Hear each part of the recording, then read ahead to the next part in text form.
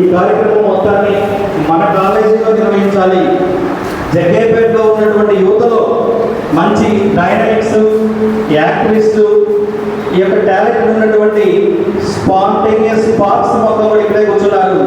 వాళ్ళకి మా అవసరం ఉందని చెప్పేసి గుర్తించి, అన్ని కాలేజీల కంటే ఎక్కువ మంది పిల్లలు ఇక్కడ ఉన్నారని చెప్పేసి గుర్తించి మీకోసం ప్రేమగా విచ్చేసినటువంటి Jaggayyapeta special enforcement bureau circle inspector గారు అయినటువంటి ఎస్ మణికంఠ రెడ్డి గారిని డైనమిక్ సిఐ ఆఫ్ జగ్గయ్యపేట వారిని వేదికగా ఆహ్వానిస్తున్నాం.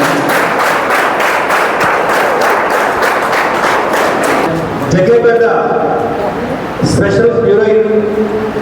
Special enforcement bureau sub inspector Shri Sunil Kumar గారు కూడా వేదికగా ఆహ్వానిస్తున్నారు.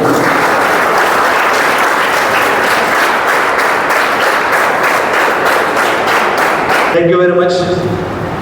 ఒక అర్ధగంట మీరు ఇంకా కొంచెం మానసికమైనటువంటి బ్యాలెన్సింగ్ ఉంటే ఇంకొక పావు గంట సేపు కార్యక్రమాన్ని నిర్వహించుకుంటాం.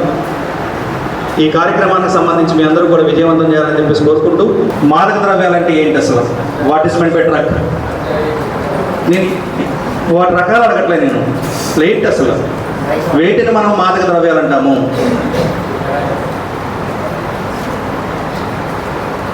అంటే ఏంటి అసలు అన్నాను. What is the definition of drug?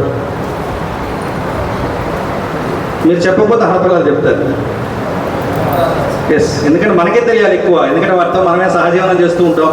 ఒక స్కూల్లో పిల్లలు వచ్చేసి 8th క్లాస్ స్టాండర్డ్ పిల్లలు వచ్చేసి డ్రగ్ అడిక్షన్కి గురయ్యి అర్ధరాత్రి పూట వచ్చేసి ఆ స్కూల్లో ఉన్నటువంటి కిటికీలను తుంచేసి దాంట్లో ఉన్నటువంటి ఫ్యాన్స్ని అమ్మేసుకొని వాళ్ళకు ఉన్నటువంటి కోరికలు తీర్చుకున్నటువంటి పరిస్థితి మనం చూసాం. ఇటువంటి కోకలలు వారికి అన్నీ తెలుసు. కొన్ని ఏంటంటే కొన్ని బయటకు వ్యక్తీకరించలేనటువంటి పరిస్థితి ఉంటుంది డిపార్ట్మెంట్ పరంగా.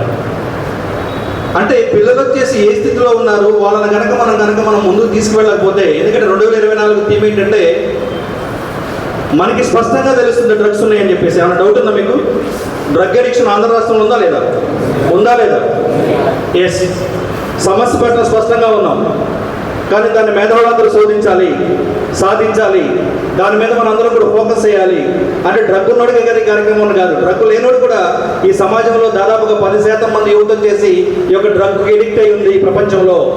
వాళ్ళని మనం బయటకు తీసుకురావాలి. బయటకు తీసుకురావడం కోసం ఇటువంటి వేదికలు ఉపయోగపడుతూ ఉంటాయి. కేవలం చర్చల ద్వారా మాత్రమే, అవగాహన ద్వారా మాత్రమే వాళ్ళని మనం బయటకు తీసుకురాగలం. ఎన్నో జీవితాలు వచ్చే చిత్తైనటువంటి పరిస్థితి ఉంది. ఈరోజు చాలా మంది పిల్లలు ఉన్నారు. ఈరోజు అజరుద్దీన్కి తన కొడుకు లేడు. ఈరోజు రాష్ట్రపతికి ప్రమాణ స్వీకారం చేసిన నారాయణ విద్యాసంస్థకి తన కొడుకు లేడు. కోట శ్రీనివాసరావు తన కొడుకు లేడు. బాబు మోహన్కి తన కొడుకు లేడు. ఇలా చెప్పుకుంటూ పోతే ఎంతో మంది స్టార్ వార్డ్స్ ఉన్నారు. వాళ్ళ కొడుకులు మిస్ అయినారంటే కేవలం ఈ రోజున వచ్చేసి ఏ కొడుకులు చూసినా సరే వాళ్ళ కన్నమ్మ నీళ్ళు వస్తుంటాయి. కేవలం వాళ్ళ యొక్క మానవ తప్పిదాల వల్లే ఈ రోజున వాళ్ళ యొక్క జీవితాలు కోల్పోవడం జరిగింది. అటువంటి పరిస్థితి ఏ బిడ్డకి రాకూడదని చెప్పేసి, అందరి యొక్క జీవితాల్లో అందరి కుటుంబాల్లో వెలుగులు నింపాలని చెప్పేసి ఈరోజు మన కాలేజీకి చేసినటువంటి జగ్గయ్యపేట ఎస్సీబీ సిఐ గారికి, ఎస్ఐ గారికి మరొకసారి చెప్పడంతో వారికి స్వాగతం పలుకుతూ, ఏ బిడ్డ ఏ తండ్రి కూడా ఈ రకంగా మాదక ద్రవ్యము అంటే ఏంటంటే మానవ శరీరానికి హాని కలిగిస్తాయో వాటిని మనం మాదక ద్రవ్యాలు అని చెప్పి చెప్తాం. మన శరీరానికి హాని కలిగించే ప్రతిదీ మాదక ద్రవ్యమే. ఈరోజు వచ్చేసి అనేక వేల మంది మన ఇళ్లలో చూస్తున్నాం. ప్రతి ఇంట్లో కూడా మాదక ద్రవ్యాలు చెప్తుంది. అంటే మాదక ద్రవ్యాలు అంటే నేననే సిగరెట్ ఏదో మందు గురించి మాట్లాడటం లేదు. దానికంటే బియాండ్ సిచ్యువేషన్లో అనేక వస్తువులు ఉన్నాయి. అవి మానవాళ్ళని కబలింపు చేస్తున్నాయి. ఈ రోజున వాళ్ళకు ఉన్నటువంటి బిజీలో వాళ్ళ మెన్స్ మొత్తం వచ్చినా చూడండి, ఎంతమంది స్టాఫ్ వచ్చారు, ఇంత మీడియా వచ్చిన్నారు. వాళ్ళు ఇంత దేశం మొత్తం, మనమే కాదు ప్రపంచం మొత్తం ఈరోజు చేసుకుంటూ ఉంది.